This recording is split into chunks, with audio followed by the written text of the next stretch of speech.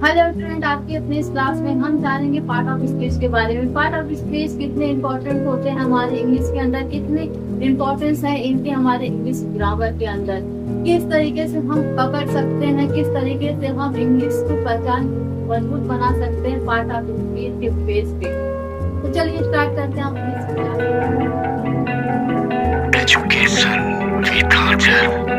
Speech का मतलब होता है वाक्य के भाग, जैसा कि यहाँ पे लिखा भी रहता है। इनके कितने पार्ट्स होते हैं? इनके होते हैं टोटल 8 पार्ट्स। कुछ लोग 9 पार्ट्स को बताते हैं, लेकिन हम लोग को केवल और केवल 8 पार्ट भी पढ़ने हैं, जिनमें आते हैं आपके noun, pronoun, verb, adverb, adjective, conjunction और इंटरजेक्शन। ये सारे हमारे क्या होते हैं? ये सारे के सारे हमारे होते हैं पार्ट ऑफ स्पीच, और इन्हीं को लेके बनते हैं हमारे सेंटेंस, इन्हीं को लेके बनते हैं हमारे ग्रामर।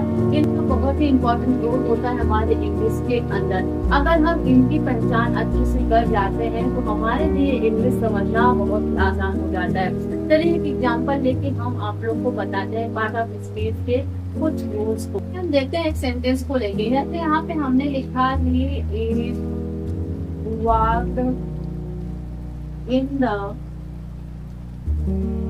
field, ठीक है, इस तरीके से।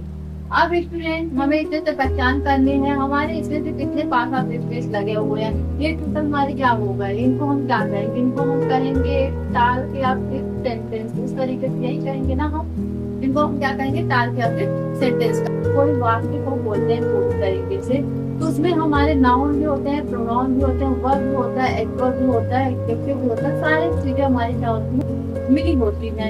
जैसे यहाँ पे क्या लिखा गया? ही लिखा गया है, ही हमारा क्या होगा स्टूडेंट? ही हमारा प्रोनाउन हो गया, आप लोग जानते हैं। इट हो गया, टी के फॉर्म होते हैं, ये भी आप लोग जानते हैं। वाक हो गया कि हमारे वर्ब के फॉर्म हो गए। अच्छा, ये जो इन आया, इनका भी तो कुछ ना कुछ नाम होगा, इनका कुछ ना कुछ तो नाम होगा जी। बिल्कुल, इनका नाम क्या है? प्रीपोजिशन। क्या नाम इनका? प्रीपोजिशन। और फिर हमारे क्या है? ऑब्जेक्ट है ना। इस तरीके से किसी हर एक सेंटेंस में जो वर्ड आते हैं उनके कोई ना कोई जो होते हैं नाम होते हैं, और हम इन्हीं नामों को पहचान करना सीखेंगे अपने किसमें? पार्ट ऑफ स्पीच में सीखेंगे। स्टूडेंट आपके लिए इसलिए भी इम्पोर्टेंट है, जैसे आप लोग कभी अनसीन पैसेज जो होते हैं, आप लोग को एग्जाम में बहुत भी जाते हैं। अनसीन पैसेज जो हमारे पास करने को आते हैं, तो उनकी पहचान के लिए हमें पार्ट ऑफ स्पीच की पहचान करना बहुत जरूरी होता है। अगर आप पार्ट ऑफ स्पीच की पहचान अच्छी तरीके से करते रहे, पैसेज को भी आप लोग अच्छी तरीके से सॉल्व कर सकते हैं। हम और चीजों को देख लेते हैं। यहाँ पे जैसे हम लोग सेंटेंस बनाते हैं तो किस तरीके से बनाते हैं? पहले सब्जेक्ट लेते हैं, उसके बाद हम क्या लेते हैं? ऑब्जेक्ट को लेते हैं, ठीक है। कुछ इस तरीके से हम क्या बनाते हैं? अपने सेंटेंस को बनाते हैं। सब्जेक्ट हमारा क्या होता है? सब्जेक्ट में जैसे हमारा नाउन आता है या फिर क्या आता है? प्रोनाउन आता है। एक दो तीन होते सब्जेक्ट में हमारे होते हैं, नहीं होते? होते हैं। ऑब्जेक्ट में क्या होगा? ऑब्जेक्ट में भी नाउन होगा या फिर हमारा क्या होगा? ऑब्जेक्ट में भी हमारा नाउन होगा या फिर हमारा क्या होगा? इसमें प्रोनाउन होगा। यही दो चीजें होंगी, यस या नो? यस। लेकिन ये जो हमारा वर्ब है, क्या है? वर्ब है। वर्ब क्या होता है? वर्ब क्रिया होता है जो हमारे काम को बताती है, क्या क्रिया होता है ना। जैसे यहाँ पे मिलते ना स्लीप, इस तरीके से जो भी होंगे हमारे क्या होंगे? ये हमारे क्रिया होंगे, ठीक है। इसी तरीके से जैसे मान लीजिए नाउन प्रोनाउन के बाद हमारे वर्ब आ रहे हैं, या फिर इनकी जगह पे मान लीजिए अगर दे दिया गया आपको इन, क्या दे दिया गया? इन। अब इनका कोई ना कोई नाम तो होगा, इनका कोई ना कोई नाम तो होगा ना। अगर यहाँ पे आपको दे दिया गया बिफोर, अब बिफोर की पहचान आप कैसे करेंगे? इनका भी कोई ना कोई नाम होगा। इसी तरीके से अगर दे दिया गया क्या? एंड, इनका भी कोई ना कोई नाम है। अगर दे दिया गया वाओ, इनका भी कोई ना कोई नाम है। इन्हीं नामों की पहचान हम करते हैं जिसमें अपने पार्ट ऑफ स्पीच में, जो हमारे इंग्लिश ग्रामर की पकड़ को बहुत ज्यादा मजबूत बनाते हैं। अगर इनकी नॉलेज हमारे पास है तो हम अनसीन पैसेज को बहुत आसान तरीके से कर लेंगे और बहुत ही सही करेंगे। नाउन का क्या रोल होता है उसको हम इसलिए पढ़ते हैं। नाउन का रोल हमारे पार्ट ऑफ स्पीच में बहुत इम्पोर्टेंट होता है। स्टूडेंट इसको हम सेंस को समझने के लिए पढ़ते हैं। हमारा जब सेंटेंस शुरू होता है उसके पहले अगर कोई नाम दिया गया है, किसी व्यक्ति का नाम दिया गया है, उससे हम पहचान करते हैं कि ये हमारा क्या है? नाम होता है, ठीक है। जैसे हम लोग के सामने एक सेंटेंस है, राम इज अ बॉय। इस पूरे सेंटेंस में नाउन हमारा क्या है? नाउन हमारा राम है। ठीक है। अब आइए अगले पार्ट ऑफ स्पीच की बात कर लेते हैं। अगले पार्ट ऑफ स्पीच हमारा क्या है, प्रोनाउन है। क्या है प्रोनाउन? प्रोनाउन का क्या मतलब है, सर्वनाम। और सर्वनाम का इस्तेमाल हम किसलिए करते हैं, उसमें वर्ब लगाने के लिए। वर्ब का क्या मतलब होता है आप लोगों को पता है? वर्ब का मतलब होता है क्रिया। ठीक है। प्रोनाउन का इस्तेमाल हम कहाँ पे करते हैं? जिस जगह पे हम नाउन का इस्तेमाल नहीं करते उस जगह पे हम प्रोनाउन का इस्तेमाल करते हैं। जैसे ही, सी, इट, दे, वे, आई, इस तरीके के जो वर्ड्स होते हैं हमारे क्या होते हैं, हमारे सारे प्रोनाउंस होते हैं और हम इनको नाउन के स्थान पे यूज करते हैं। ठीक है। कर लेते हैं वर्ब। वर्ब का क्या मतलब? तो वर्ब का मतलब होता है क्रिया, यानी कि जो हम काम करते हैं, जो हमारे काम को बताते हैं हमारे क्या होते हैं, क्रिया होते हैं, वर्ब होते हैं। ये कहाँ पे यूज किए जाते हैं? ये किए जाते हैं टेंस के लिए। किसके लिए? टेंस के लिए। जैसे हम कहें कि इट वीपिंग, मतलब वह रो रहा है, इसमें हमारी क्रिया क्या है, वो कौन सा काम कर रहा है, और रोने का काम कर रहा है, यही हमारा क्या हो जाता है, यही हमारी क्रिया यानी कि वर्ब हो जाती है। अब आइए आगे हम बात कर लेते हैं एडवर्ब। इसकी बात करेंगे एडवर्ब। एडवर्ब मतलब होती है क्रिया विशेषण। क्रिया की विशेषता को जो बताते हैं उसी को हम क्या कहेंगे, क्रिया विशेषण कहेंगे। और इसका यूज हम किस लिए करते हैं, इसका इस्तेमाल हम करते हैं वर्ब की खासियत को बताने के लिए। खासियत कैसे बताएंगे? जैसे हम आप लोग को सेंटेंस दे, आप लोग पहचान को बताइए वर्ब इसमें क्या है।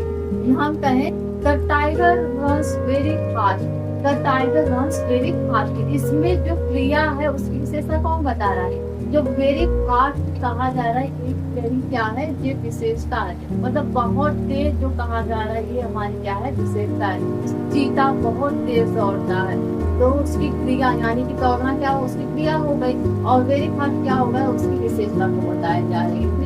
एडजेक्टिव का यूज हम किस लिए करते हैं? एडजेक्टिव का हिंदी नाम क्या होता है? सबसे पहले इसको सुनिए। एडजेक्टिव का हिंदी नाम होता है विशेषण। और इसका इस्तेमाल किस लिए किया जाता है? इसका इस्तेमाल नाउन या फिर प्रोनाउन की तारीफ करने के लिए। क्या करने के लिए?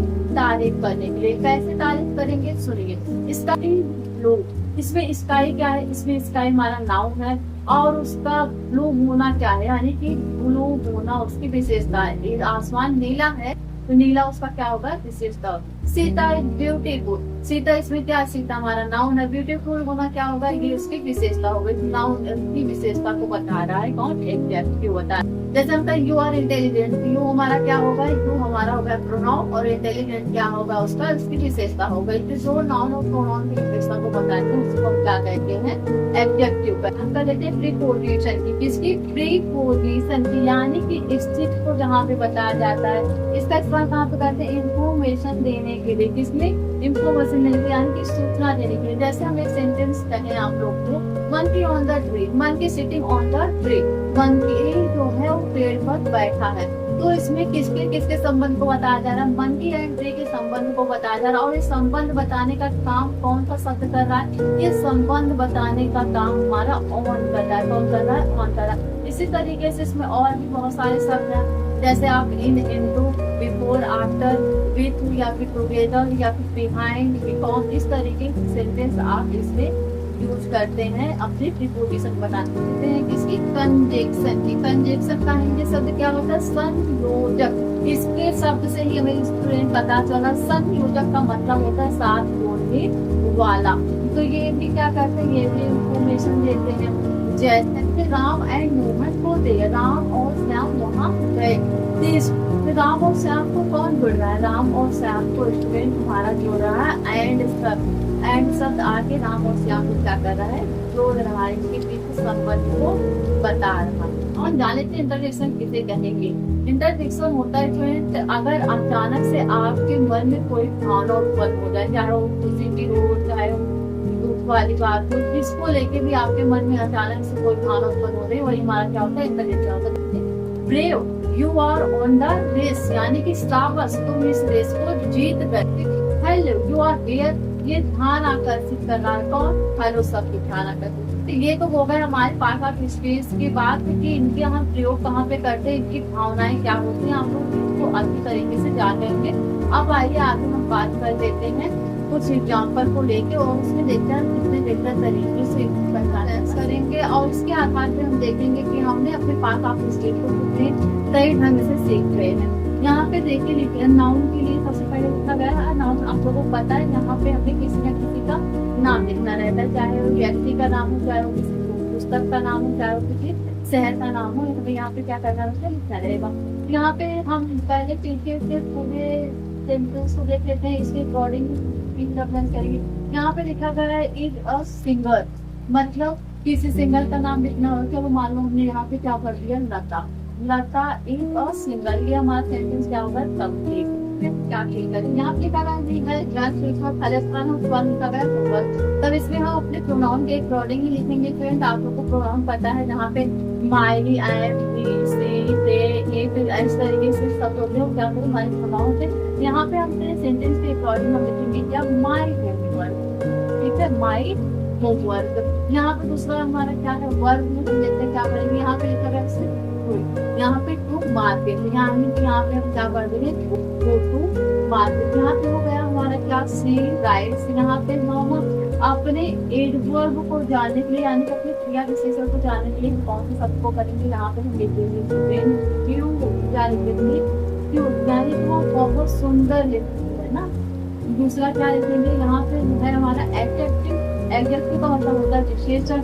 आशा सिंह, यहाँ पे हम सॉन्ग का विशेषता कौन बताएंगे, यहाँ पे हम अगर स्वीट लिख देंगे तो ये जो स्वीट शब्द है ये क्या है, एक एडजेक्टिव वर्ड है, और ये किसकी विशेषता बता रहे हैं, ये आशा की विशेषता बता रहे हैं। कैसे, क्योंकि आप लोगों को पता है कि एडजेक्टिव जो होते हैं वो प्रोनाउन और नाउन की विशेषता को बताने के लिए।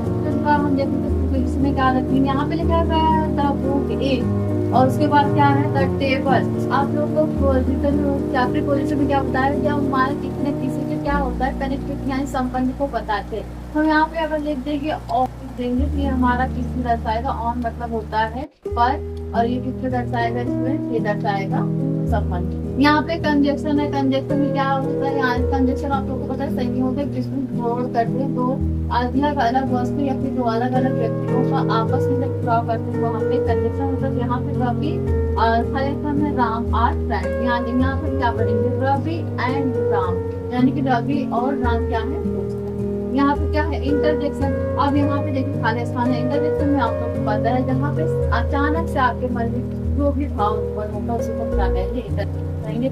पूरे सेंटेंस को हम यहाँ पे पढ़ते हैं अपने।